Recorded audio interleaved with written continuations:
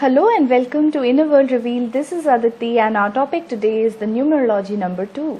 You can have a birthday number 2, a life path number 2, a name number 2, a personality number 2 or a soul urge number 2.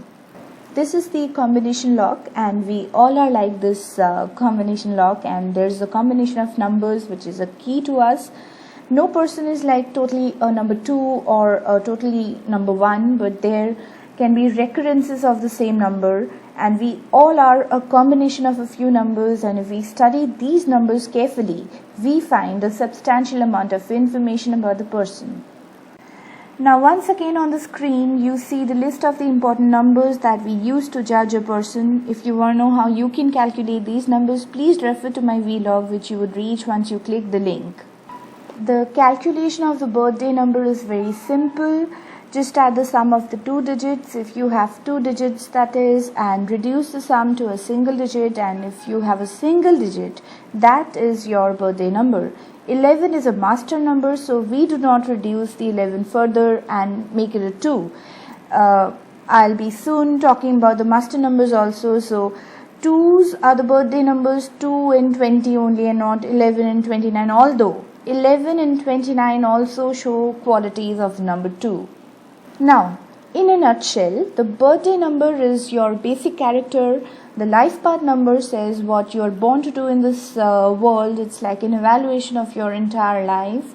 The name number is your social, professional, personal life. The personality number is how people see you, and the soul urge number is what your deepest hidden desires are. So, before I begin, just have a look at the number 2. Here we have the number 2 on the screen. Just observe its shape. It's bent at the knee as if it's kneeling. It has its head also bent as if it's very humble. The shape shows certain amount of flexibility and elasticity, unlike the number 1 which is totally unwavering and straight. The number 2 is most feminine of all the numbers, unlike number 1 which is the most masculine.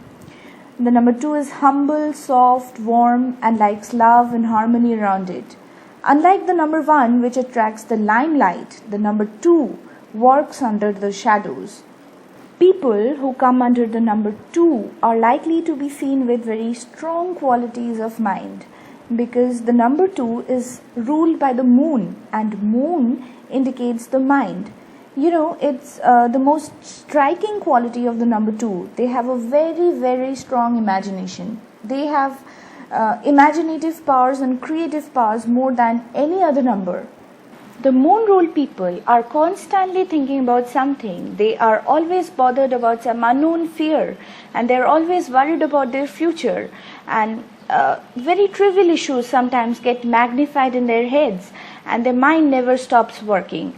And they might not show it in action. They are very slow with their actions, but in their mind they're always thinking about something or the other.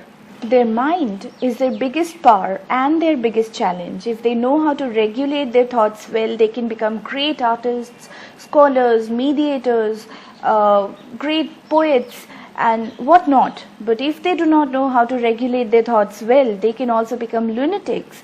And if the moon's energy exceeds, they can also become mentally unstable or mentally retarded. Now, all of you who are number 2s, please don't get disappointed or scared because I use some strong words like lunatics and mentally retarded. I must also mention that number 2 makes a great chess player, because a number 2 can build the complete plan in the mind, and they can see the complete plan of action and have a great foresight. But the only weakness of a number 2 is while executing the plan or putting the plan into the action. To begin with their plans or actions, the number 2 always seeks support and approvals. And the number 2 is always on a lookout for a push and a support. And they seek love, care and affection. And if they get this love, care and affection, they flourish like anything. But if they don't get it, they sometimes feel jilted and react with a devastating power. The number 2 is a very sensitive number. The number 2 people are very calm, tolerant, humble, and very gentle in their nature. People perceive them as a very safe harbor and they find them very unthreatening. And these are the qualities which get them loads of friends. The number 2 people know how to make others feel very loved and important, and they look for the same in return. They make great listeners. They are very patient and understanding while listening to others. They're always very considerate and unselfish, and they're always thoughtful about the feelings of others and the wishes of others, and these qualities make them great lovers and great partners. The number 2 people are more suited for creative and intellectual work rather than physical work which requires the execution of a plan. The number 2 people can also become great mediators because they have extremely good persuasive skills, and they are always on the lookout for harmony, balance and peace, and are very diplomatic in nature, and any kind of conflicts or confrontations always disturb them. The number 2 people generally love a very simple life, but sometimes their minds complicates all the issues, and sometimes they become very suspicious also.